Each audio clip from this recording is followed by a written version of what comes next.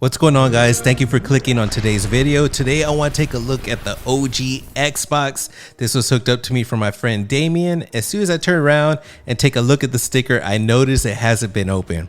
So hopefully this is a good sign, and this was inspired by MVG's Pimpin' his Xbox out in 2024. So let's open this up and see what we find. Getting into the Xbox is super easy. There's going to be one screw hidden underneath the serial number sticker, and right above it, the silver Xbox sticker, there's going to be another hidden screw. Now there's going to be 4 more screws underneath the rubber feet. Just lift up one of the pads, and underneath each one there will be a screw. Just remove. Now all we got to do is lift to remove the cover. Now we can see everything looks stock, everything looks clean the way it was expected to look.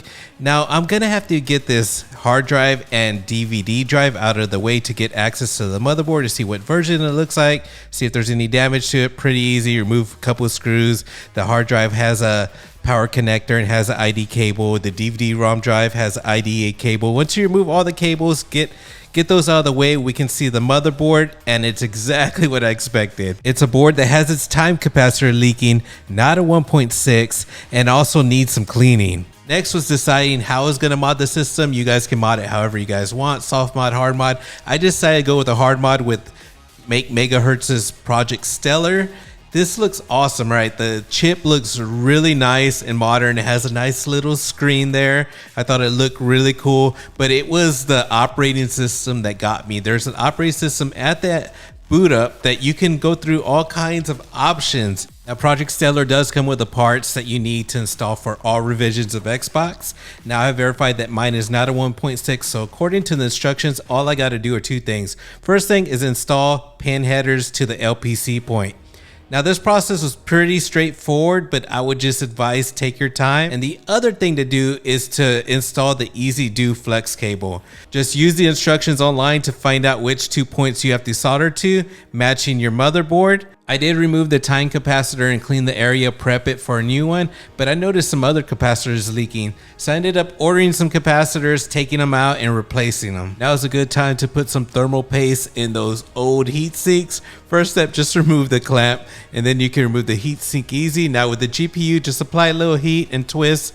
Don't pull, you don't want to damage anything. And the easiest way I found to clean this was using a razor or Goo Gone. But if you're going to use IPA and a Q-tip or anything, just know that you're going to have to put a little force into it. Next, you want to clean the CPU and the GPU. Now, I'm going to tell you, this can take a while. Take your time. That thermal paste is just very old. Just use some alcohol, Q-tip, and scrub. It may take a while, but once you have that clean, this is where you put the new thermal paste. I know I put a lot. I go crazy with it sometimes, but just make sure you cover all your areas. You want to do a good job and let this last a long time. Now you're ready to grab your heat sinks, put them back on, and put both clamps back on. For video out, I decided to go with Electron X Out. This was previously known as Xbox 2 HDMI, made by Electron Shepherd. I cannot say enough good things about this product, especially for the price. It's solder free, just plug and play, and it's going to support Dolby Digital surround sound. This thing is awesome, and this thing works on all versions of original Xboxes. I've seen third-party adapters that for some reason there's issues with version 1.4.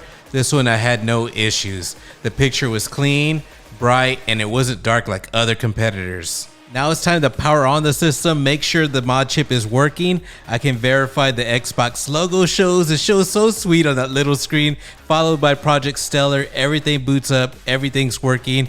Now is the time where I want to change out the case. I want the green Halo case. I've always wanted it, so I contacted my same friend Damien /Damien Deal With It, and he found me the green Xbox case cheap. So now I'm excited. I put everything back in the green shell, the power supply, the motherboard. And when I get to the hard drive, I ended up going with the SSD. I know it's pointless. There's an IDE, but I did it because I can. And it's funny. I don't ever have to worry about what type of hard drive to put in this machine. As far as the IDE to SATA adapter that I use the one that everyone claims is the best, the StarTech. I did remove the DVD drive because I wanted to see the mod chip through the case, and in doing this I had to order an adapter. The adapter is just a 3D print that allows you to remove the disk drive cover and snap it right into place so you could put it back into your system, and when you close it, it has a nice clean look. Finally to the good part.